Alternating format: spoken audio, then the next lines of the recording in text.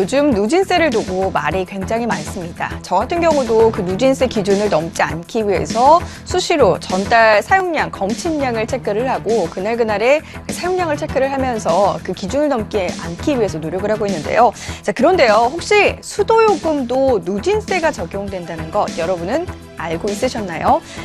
전기나 수도 모두 더 많이 쓰면 더 많은 요금을 냅니다. 뷔페를 제외하고는 어디서든 무엇을 많이 쓰거나 많이 먹으면 돈을 더 많이 내는 것은 당연한데요. 문제는 누진세라는 그러한 적용 기준 때문입니다. 전기야 누진세 이야기를 하도 많이 들어서 이제 전기는 당연히 누진세다라는 것을 알고 있지만 사실상 수도세가 누진세가 적용되고 있다라는 사실을 알고 있는 사람들은 많지 않은데요. 그래서 오늘 그 관련 내용들을 한번 살펴볼까 합니다. 자, 수도요금도 누진세가 맞습니다. 다만 전기요금과 달리 누진의 정도 같은 경우는 훨씬 약한데요. 전기요금은 많이 쓰면 쓸수록 요금이 최대 11배가량 차이가 날 수 있지만 수도요금 같은 경우에는 적게 쓰는 경우와 많게 쓰는 경우를 비교했을 때 최대 2배 정도, 3배 정도밖에 차이가 나지 않습니다.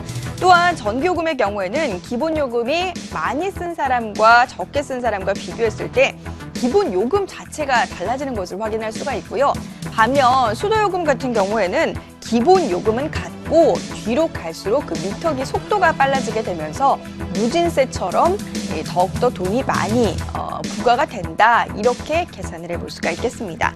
자, 이 같은 수도요금은 계량기가 있으니까 정확히 얼마나 썼는지 측정이 가능한데요. 수도요금의 누진세가 어떻게 적용을 되느냐? 자, 관련 자료를 좀 살펴보도록 할게요. 서울상수도사업본부 아리수에서 가져온 자료입니다. 업종별 요금표인데 상수도와 하수도 요금을 각각 따로 매겨서 이 요금들을 합치게 되는데요. 가정용 0에서 20 단계별 요금에서 570이 기록이 된 걸 볼 수 있고요. 가정용 21부터 30은 790, 그리고 가정용 0에서 20까지는 410, 가정용 하수도 요금 21부터 30까지는 560이 부과됨을 확인을 해볼 수가 있습니다. 자, 이렇게 3단계에 걸쳐서 누진 요금제를 운영을 하고 있고요. 1단계에서 2단계로 넘어가게 되면 1제곱미터당 660원에서 1250원가량으로 증가를 하게 됩니다. 상수도뿐만 아니라 물을 버리는 양만큼 하수도 요금에도 누진제가 적용이 되는데요.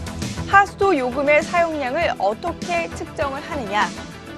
이 하수도 요금의 측정량 같은 경우에는 이 해당 집의 수도 계량기에서 측정한 수돗물 사용량이 하수도 사용의 사용량으로 계산을 합니다.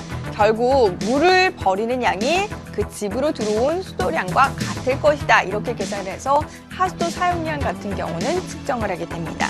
그래서 상수도, 하수도, 물 이용 부담금을 모두 합쳐서 요금을 매기게 되는 것인데요. 자, 수도요금 산정 예시를 한번 살펴보도록 하죠.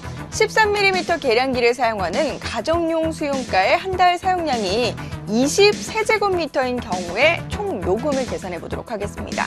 앞선 표와 함께 계산을 하게 되는 것인데 기본 요금 13mm일 때 기본료가 1,340원이었습니다. 그 요금을 내게 되는 거고요.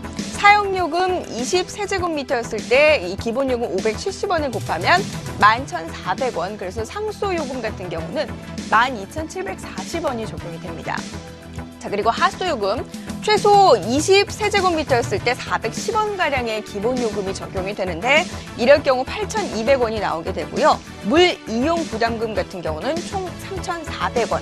그래서 상수도, 하수도, 물 이용 부담금을 모두 다 합치게 되면 총 요금은 24,340원이 부과가 되게 되는 것입니다. 이 밖에 수도요금을 아낄 수 있는 팁 하나 알려드릴게요. 서울의 수돗물 아리수 상수도 요금에서는 할인 제도를 운영을 하고 있습니다. 바로 자가검침인데요. 자가검침이란 말 그대로 고객인 시민이 직접 검침을 통해서 상수도 사용량을 요금을 직접 내는 그러한 제도를 이야기를 합니다. 일회당 상수도 요금 600원가량이 감면이 된다고 하고요. 전화나 인터넷, 팩스 또는 방문 등의 방법으로 신청을 할 수가 있다고 하네요. 자, 누진세는 소비를 억제하기 위해서 만든 제도입니다. 이 정도 이상 쓰면 낭비다라고 그 기준을 정해서 그 낭비를 막기 위해서 마련된 제도인데요. 하지만 시대는 변하고 있는데 그 기준이 모호하고 상황에 맞게 변하지 않기 때문에 현재 여러 가지 불만들이 생겨나고 있고 여론이 들끓고 있는 상황입니다. 여론이 들끓고 있는 가운데 누진세와 관련된 관련된 내용을 찾다가 저도 이번에 이렇게 수도세도 누진세가 적용된다라는 것을 발견하게 됐는데요. 여러분도 이 점 꼭 함께 기억을 하시면 좋겠네요. 수도 요금도 누진세가 적용이 된다. 꼭 기억하시길 바라겠습니다. 지금까지 팝콘경제였습니다.